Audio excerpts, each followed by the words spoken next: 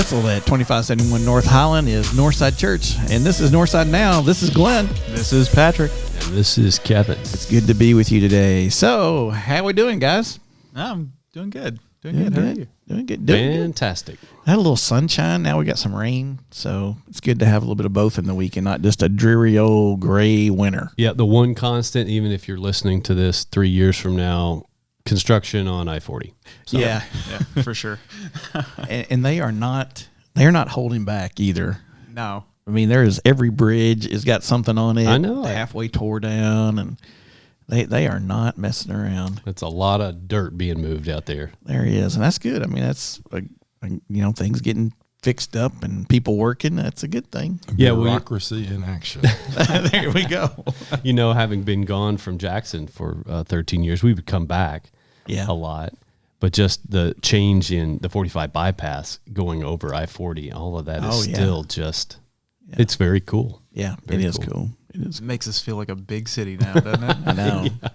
Wait till you have a flyover, one of those bridges that go up in the sky. It's cool. And something else that's talking about being a big city, it makes me happy every single time I see those trolley buses going around. I love those things. Just adds a bit of class, It doesn't does. It just makes me so happy to see those. I love those trolleys. They're so cool, especially at night. Yeah. Come to Jackson, folks, and see the trolleys. There you go. Something you never would have heard said. Come see our trolleys. Well, we're glad to be with y'all today, and we have a special guest. Pastor Gerry is with us today. So welcome to the podcast room, Pastor Gerry. Glad to be here. And Pastor Gerry is one of our associates here at Northside, and he deals with, I'm going to tell you what all he deals with because it's just a lot of visitation. If you've been in the hospital or had something going on with your family, he's probably contacted you, and before COVID, he probably came, and that's kind of messed that up a little bit.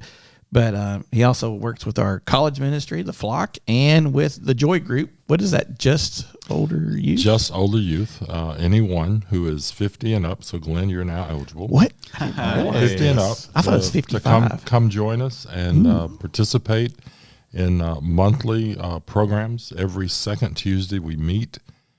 We usually have a speaker. We eat. And then we have a wonderful discussion, a wonderful presentation. But really, it's about community, connecting to other people, and sharing the love, grace, and forgiveness of Jesus Christ with people not only here at this particular church, but anyone who wants to join us in the community. So we'll see you at the next meeting.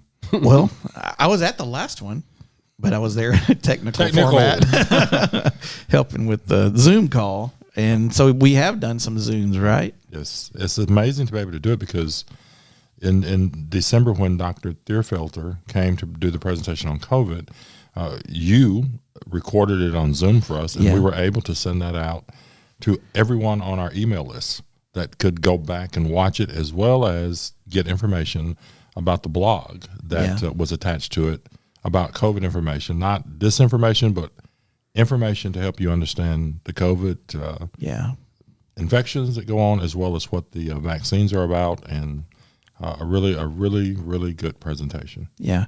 I've actually seen just a few pieces of joy, and you have a great group that comes when you're able to come. Yes. Great group of folks. It's been kind of painful not to be able to meet since March of last year. Yeah. And so we're trying to plan and think ahead as far as, okay, how can we do this on social media?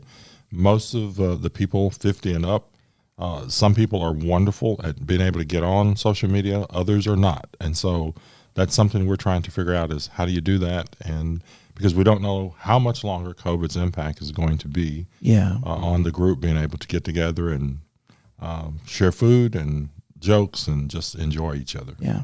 Our leadership team right now is made up of Chuck and Karen Petty. Okay. Dallas and Glenna Bunger. Yeah. The Trebs. And we try to meet, plan programs that people will enjoy, and then just enjoy spending time together. Yeah, y'all have had some great programs. So that's on Thursdays, right? That's the second Tuesday, of each month. Yeah, second Tuesday. 11 a.m. In Hope Hall, the back of Hope Hall, about an hour and a half. Usually we eat for about 45 minutes. Then the speaker gets up and does the presentation, takes questions, and then always hangs out afterwards to answer individual or private questions that people have. So if you have questions about the Joy Group, you're interested in that, definitely give Gary a holler up here at the church. Or email, cell phone, whatever. It's on the website, and I will answer. Yeah, well, good. Talk about the Flock a little bit. That's our college ministry here. The Flock Ministry is a college ministry for Northside students, and we have a couple of other people who have joined us, which is designed for college students locally as well as those students in other states. Yeah. We try to assign prayer partners for every college student that we have that would like one. Yeah. And then we try to connect with them by sending care packages to let college students, whether at UT Martin or UT Knoxville, at Ole Miss or at Georgia or University of Kentucky, wherever you're at, we try to maintain contact to let you know that the church is praying for you, your prayer partner is praying for you, and that if you're in town, you're welcome to join us on Sunday mornings for a Bible study, Wednesday nights for an open discussion about whatever it may be. And just we want to encourage you and encourage as many people to come join us. The more, the better. Yeah. Well, good.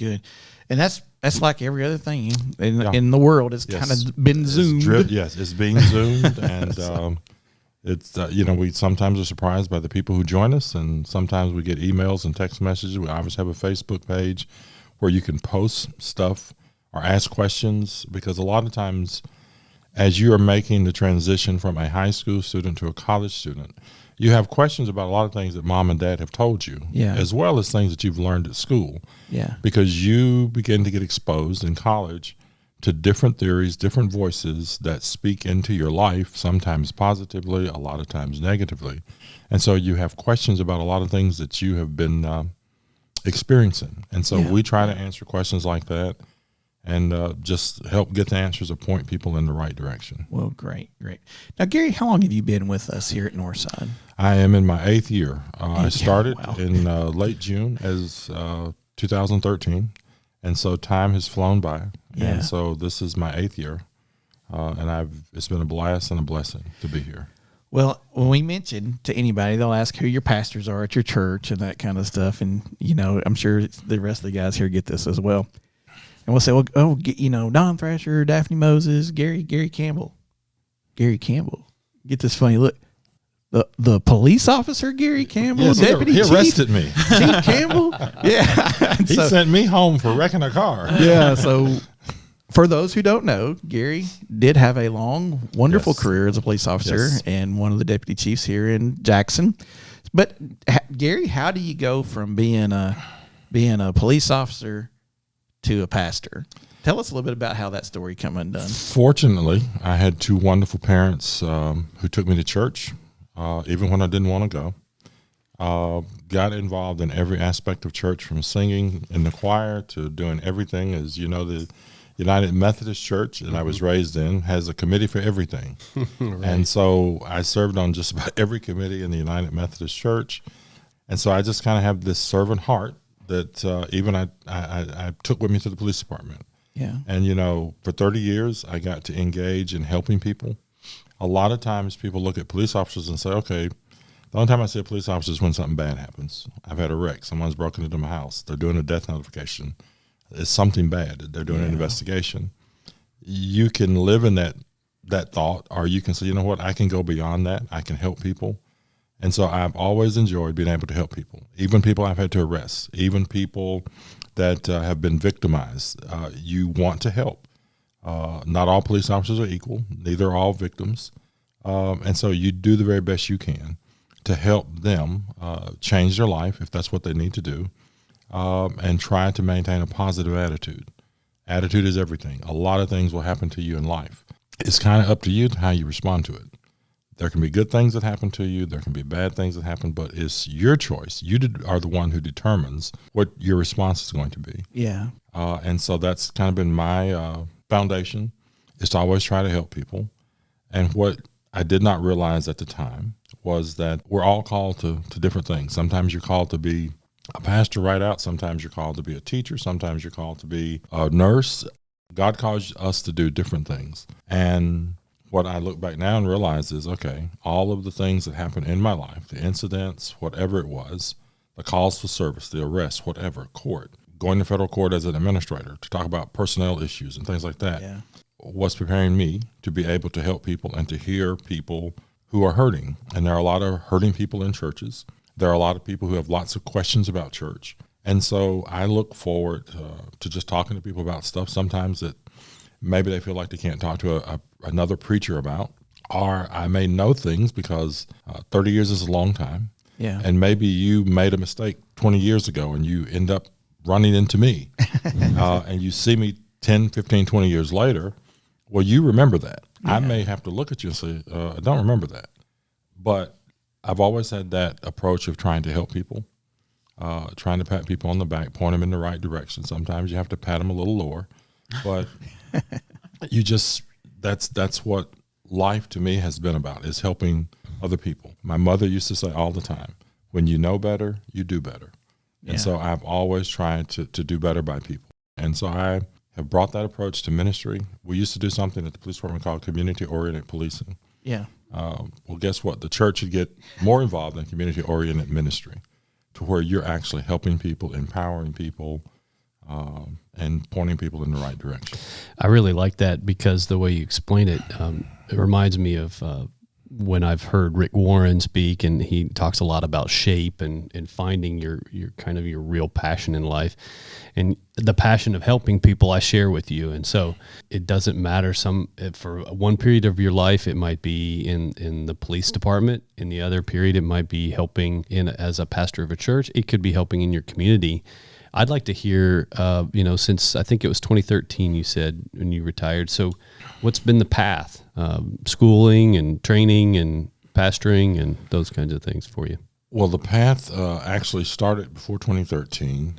Before I came to Northside, I was the pastor of New Bethel United Methodist Church in Selmer, Tennessee, our little community outside of Selmer called Bethel Springs. Yeah. Essentially, I had been engaged in the United Methodist Church, as I said, all of my life. In 2008, I became what was commonly known as a district lay leader, the person who is a cheerleader for the laity of the district. I did that for 4 years. And part of that was working with the district superintendent in the United Methodist Church at that time. And so we had a situation where a pastor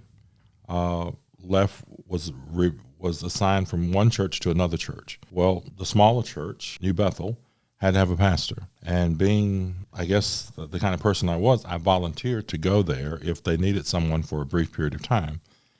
Ended up going there, ended up staying there. It's kind of like God keeps pulling you deeper and deeper if you're willing to go. Right. And so I was reaching a point where I could retire from the police department if I wanted to do that. And for about 3 or 4 months, as my wife would say, I wrestled every night with someone. And then one night I quit wrestling, and she says, okay, you've been wrestling with something, but last night you quit wrestling, so what decision did you make? And I told her what I was thinking about doing, that I had an opportunity, lots of encouragement to go into ministry full time. I had gone to a meeting where that opportunity was offered to me. So I just decided, you know what, God is calling me into doing something different. But what no one knew was I had always thought about, at the end of my time at the police department, I was thinking about retiring and going into ministry. And so God just kind of opened the door and gave me an opportunity to walk through it. I trusted him enough to do that. Mm-hmm. And so part of the training, you have to essentially be endorsed by the local church to go into ministry. You have to do some preliminary things like going to licensing school. In my particular case, I chose the route of becoming a local pastor in the United Methodist Church, not being ordained necessarily at that time where I would have just automatically went to seminary. And so I ended up going to licensing school. Then you enter a 5-year course of study, but basically to train you to be a pastor, to be competent in theology, as well as obviously wisdom literature, Old Testament, New Testament, prophets, stuff like that. Mm-hmm. As well as the different doctrines around religion that lots of people have questions about. And so for 5 years, you do that. Then you graduate from the course, and in the United Methodist Church, you're issued a pastoral license. I and several others chose to continue our education at Memphis Theological with the idea of completing what the United Methodist Church requires to become an ordained elder. And so we've continued taking classes, because I think that a preacher, a minister, should be a lifelong learner who engages in study, so that you understand not only what the Bible is telling you, but how you apply that to your life. Because sometimes you run into people who are struggling, and the last thing they need to hear is a preacher quote scripture to them or stick a Bible in their face. Sometimes they just need someone to say, hey, how are you doing? Or maybe they've had a dramatic situation occur within the family. And, you don't want to show up with judgment and all that stuff. So you learn how to do so many different things. And so all of my life, I've been a lifelong learner. And that continues in the tradition, the Wesleyan tradition that fortunately Northside Church continues to follow. Well, good deal. And you kind of have done youth ministry too, yes, a little bit, but you've done it a little different than everybody else, because you're one of those guys on Friday night that wears those striped clothes that tells football teams whether or not they broke the rules. So you've been a referee. I've been a Pharisee for a long time. You've done basketball and softball. I think when we met, it was during softball. Yeah, actually, I remember a lot of Northside folks from doing softball in the summertime, because Northside had a softball team that would play at Muse Park. Would play at Kate Campbell Park. So I got to meet a lot of people from Northside, not only that played on Northside's team, but lots of other churches. Yeah, and yet you still chose to come to Northside after meeting these people. We've all got secrets that I will never tell. I've done softball forever. I stopped about 5 years ago. I still do basketball, high school basketball. I still do some high school football because I enjoy the interaction that you get to have with kids. Yeah. Sometimes when they say four-letter words that they should not say. And can I say something, because I want people to understand this? It doesn't matter where you are, whether you're rooting for your kid in the stands or where you're sitting. If you are a follower of Jesus Christ, that should be reflected even in the heat of battle. Yeah. And sometimes I get disappointed when I hear the things that people who profess to be Christians say to their children and say about other children. And so I've always enjoyed doing sports, because I love sports. I played football, I played basketball, and I've probably been doing sports officiating for about 26, 27 years now. Well, Kevin, you do some soccer refereeing, don't you? So Yeah, you have I to do deal that. with some of that Do stuff too, soccer don't you? parents say that stuff? Never, no, all the time. But it's the same. It's the same thought that I have too.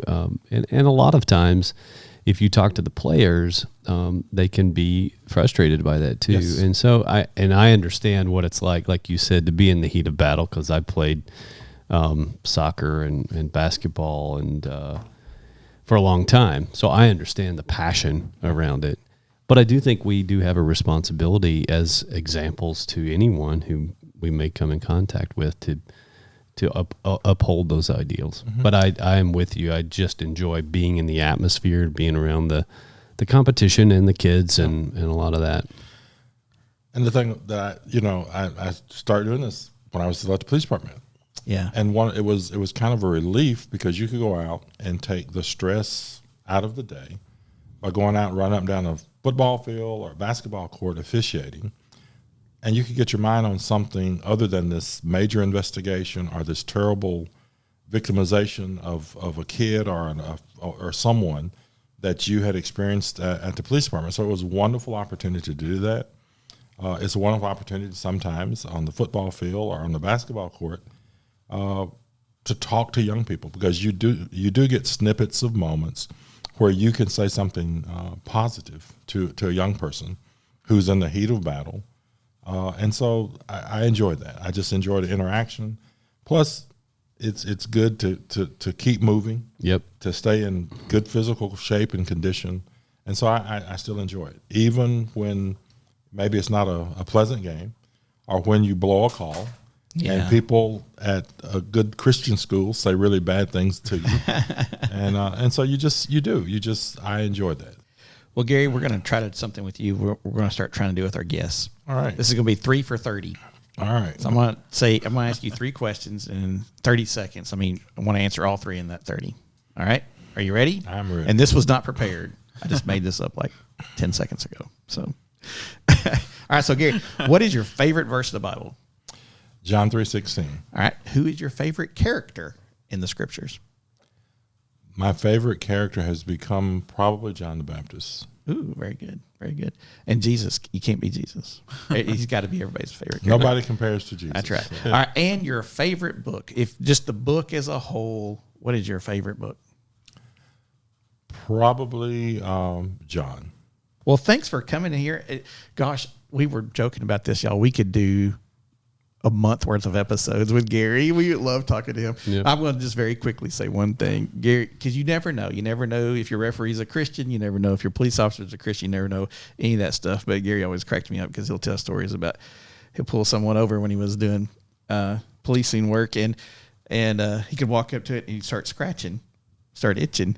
But marijuana he's allergic to it, so he starts itching. And he said he had people say, "There's no marijuana in this car, I promise you." Uh-huh. He said, "Not only could you smell it or see it or whatever, but he said I would be itching." He's like, so you could be like like one of the dogs or something. I should have followed that career and became an expert witness. So that's really cool. Well, next time you come in, I want to hear some more stories. I want to hear some crazy stories. Oh goodness! Are you over 21, Patrick? I am over 21. Yep. And he's about to get married, so he can start hearing stories. We'll have to do some. Well, thank you so much for coming in. This gives everyone a chance to get to know Gary a little bit better, and Joy Group and the Flock and some of the other things that you deal with, home visitation teams, and all those things. So thank you for all that you do for us here and with us here at Northside. Yeah, so we've been talking a lot about cool nerdy space stuff. One of the things we haven't really talked about was the Blue Origin program with Jeff Bezos. And part of that's because he's a little bit more, they're a little bit closer to the vest in terms of talking, but they just this month did a test launch of their crew program, their crew module in the launch. And one of the funny things that I saw was, and Jeff Bezos's focus is a little more on space tourism. So who knows, if you have a few coins in your pocket, you can pay to go into space for a few minutes. But I'm waiting until they come out with like the economy class. Yeah, right. That's where you're strapped on the outside and you have a gas, an oxygen tank. But hey, that actually sounds kind of fun. Let's do it. But they had a dummy in the capsule, a mannequin, and they called the mannequin Skywalker. Of course they did.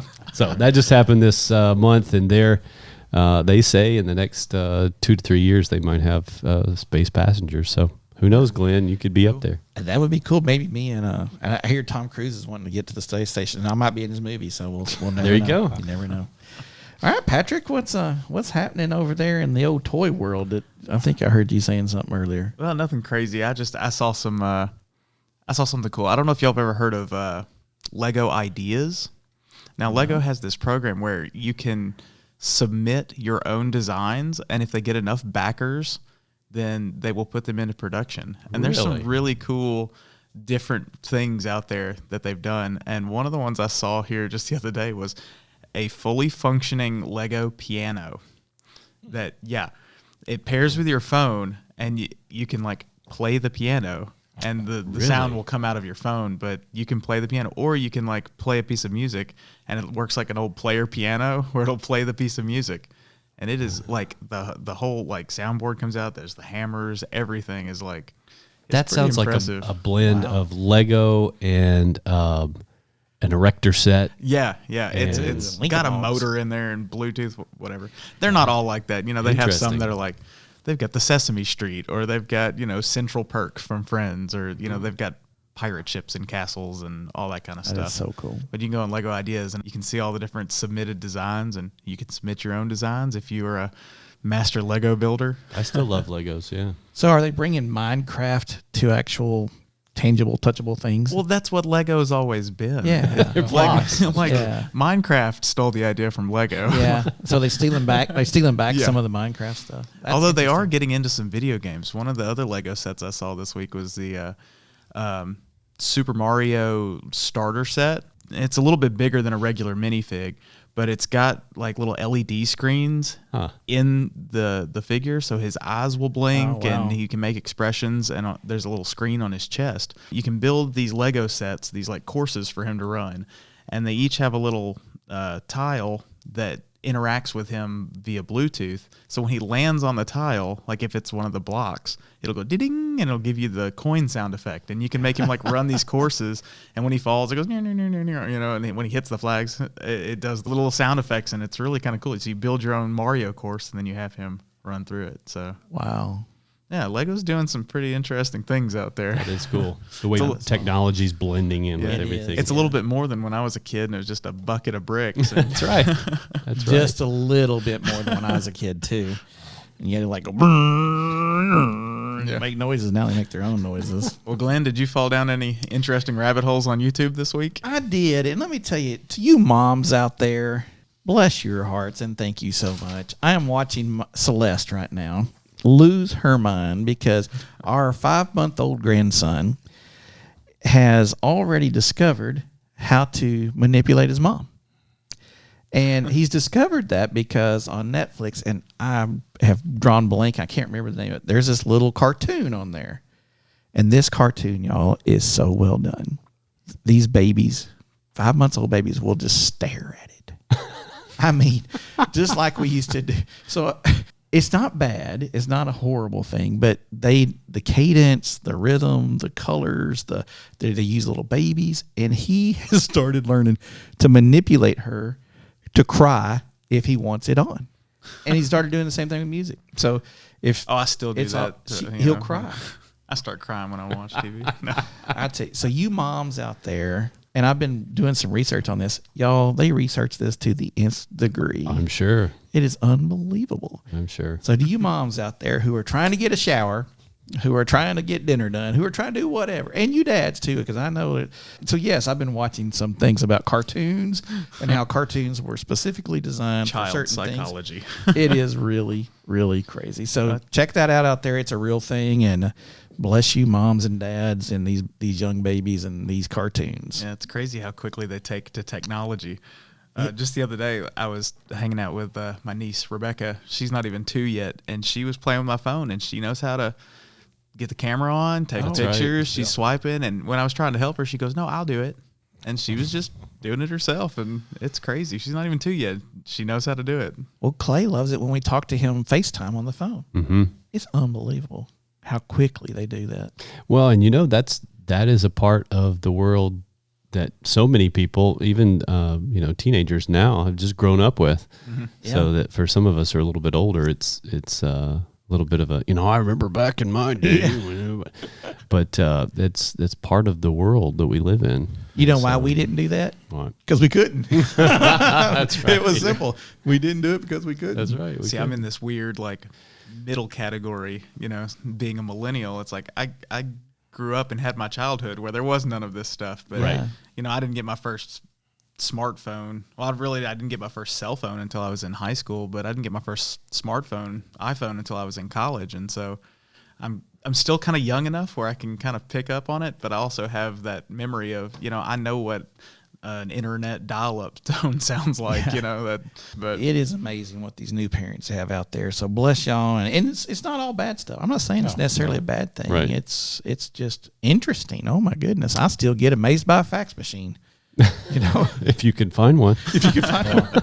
What's that? Well, and you think about all the good that it can do. I mean, the live streaming we do here at Northside Church, and the way that can and does and has been able to allow people to still be engaged in and Gary, you talked about Zoom. Who had really heard of Zoom before the Zoom, pandemic? Classroom, any of that. I mean, it was Skype and some other things, but that technology has kind of flourished during this time period. And so there's lots of, those are tools. Mm-hmm. And how do we use the tools as Christians to spread the gospel? And I think that's one of the exciting things that we're kind of in this period doing right now. Well, I mean, right now, the Great Commission, we're supposed to go out into the world and share. And right now, while everyone's quarantined and everything, going out into the world is going out online. That is our that is our mission field. So Right. Well, here at Northside right now, we do have some things that are going on in person. There's plenty of room, so definitely come and experience the worship times and stuff. But we are out online for all of the services. Well, not all of them, but for the 9 and the 11 and Wednesday night. and our Wednesday night connections. And so what else is going on around Northside right now? Well, speaking of connection, our next connection service, January 27th, will be featuring the one and only Yakko Matamoros. Yay. So you don't want to miss that one. No. Yeah. And we That'll be hope to good. have Yakko here with us soon. Yes, as for sure. well. We're in the works. So that'll be good. Is that there's Well, a few things coming. They're just not well, quite there's a there, couple are things. they? We're working on a few things. You can also make sure you check out Wild Wednesday starting also on the 27th. So check that out. That'll be on the Intersection Facebook page.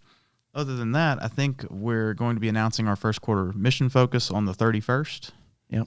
And so stay tuned for a little more information on that. Well, good deal. Well, thanks to Pastor Gerry for being with us today. We have a lot going on here at the church, and as more and more of us get our shots, and more of us figure out how to work all this COVID life, we will be doing more and more things here on the campus at 2571. So these things are going on around Northside right now, and we're glad to be able to come in here and share them with you. So for now, it's Glenn. And it's Patrick. And Kevin. And we will see you all very soon.